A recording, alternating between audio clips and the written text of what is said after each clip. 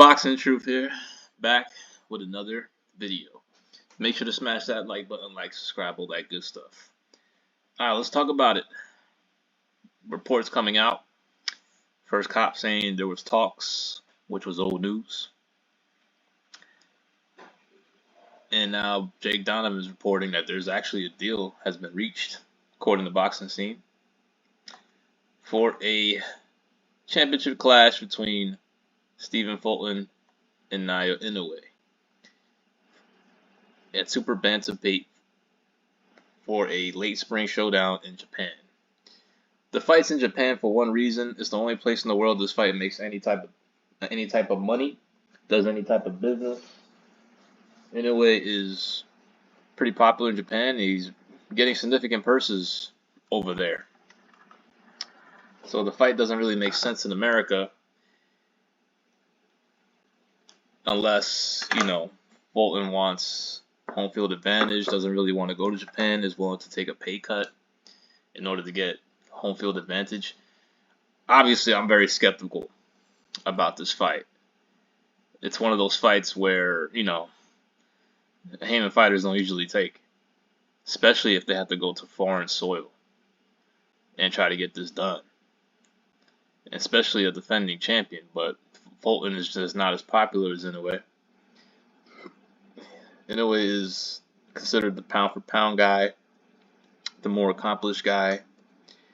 And, I generally hope the fight happens. It'll be an interesting fight, only because it'll be one of the bigger opponents Inoue has faced in his career.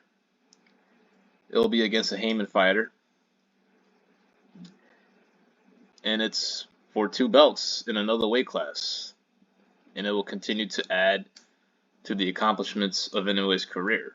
I'm not the biggest Inoue fan. I think he really picks and chooses who he wants to fight. I think he's done that throughout his whole career. And looking at this fight, I'm not 100% convinced the fight happens. Sure, there's a deal in place. I want to see a real announcement, though, from the promoters that the fight is done, that Fulton is actually going to ship his bags and go to Japan, that Heyman is actually going to give him the green light to possibly get KO'd by a Japanese fighter. So, I'm not 100% convinced, and I probably won't get excited until Fulton is in that ring, because you just never know when it comes to Heyman fighters, man. They make these type of fights against fighters on the hope list, as Dante would say. And there's a bullshit pullout, or an injury, or a fake injury, or the fight doesn't happen like it's happened before. Like it's been a few cases already. I'm gonna laugh my ass off if Fulton comes up with an injury excuse and pulls out of the fight.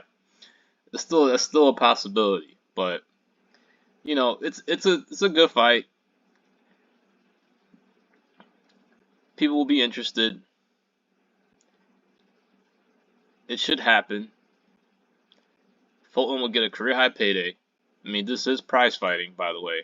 You can't get the biggest purse if you're not going to take risks.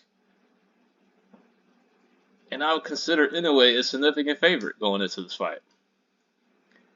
Despite my criticism of Inoue, I would pick him to beat Fulton. I'm just not a Fulton believer.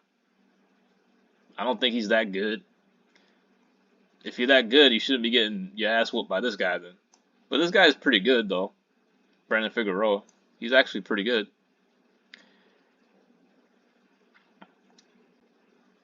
He's a unified champion. Not really. I still felt he still felt he lost the Figueroa fight.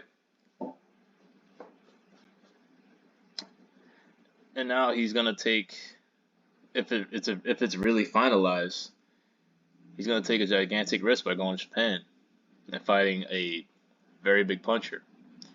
I don't think Fulton has a style to beat Inoue. He's not an outboxer. He's not a slick guy. Not that slick.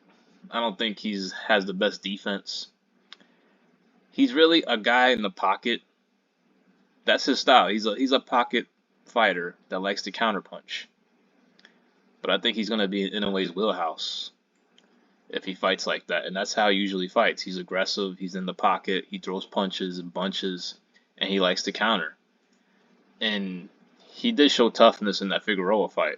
I'll give him that. I mean, he was getting his ass whooped and got hurt multiple times, but he didn't go down. So I'll give him that. But I don't think Figueroa is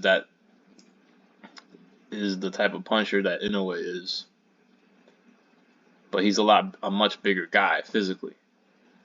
But I would say Inoue pound for pound is a bigger puncher with one punch. So, and I don't think Fulton has that type of firepower either. And he's not the biggest super bantamweight out there.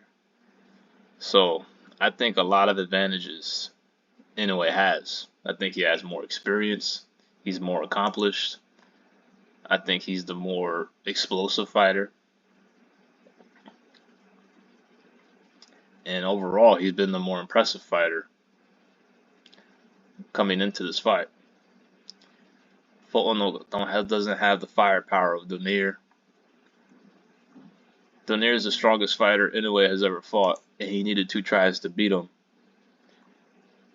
But it was a Donaire coming off good performances, so he gets credit for the way he knocked him out in 2 rounds. Despite Donaire's age, Donaire was showing that he still had a lot left going into that fight. And I expected another competitive fight, but Inoue made adjustments.